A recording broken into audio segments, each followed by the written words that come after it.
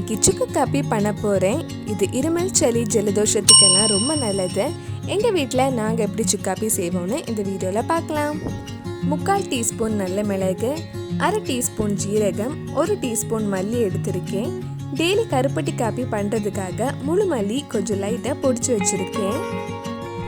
இதெல்லாம் சேர்த்து இந்த மாதிரி கொஞ்சம் இடிச்சுக்கோங்க. இப்போ 3 கப் தண்ணி சூடு பண்ண வைக்கலாம்.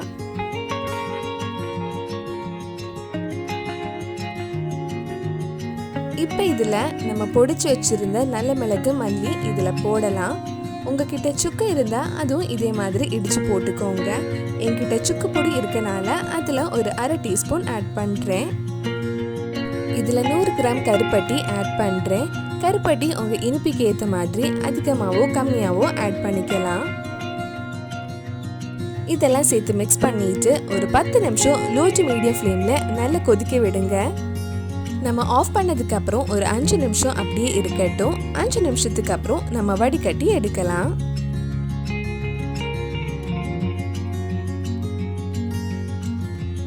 சுக்கு காப்பி ரெடி ஆயிடுச்சு. உங்களுக்கு இருமல் சளி வந்தால் இந்த மாதிரி வீட்டில் செஞ்சு பாருங்க, சீக்கிரமே சரியாயிடும். இந்த வீடியோ உங்களுக்கு பிடிச்சிருந்துன்னா லைக் பண்ணுங்க, உங்கள் ஃப்ரெண்ட்ஸ் அண்ட் ஃபேமிலிக்கு ஷேர் பண்ணுங்க. வேற என்னெல்லாம் ரெசிபி நம்ம சேனலில் ட்ரை பண்ணலான்னு கீழே கமெண்ட் பாக்ஸில் சொல்லுங்க.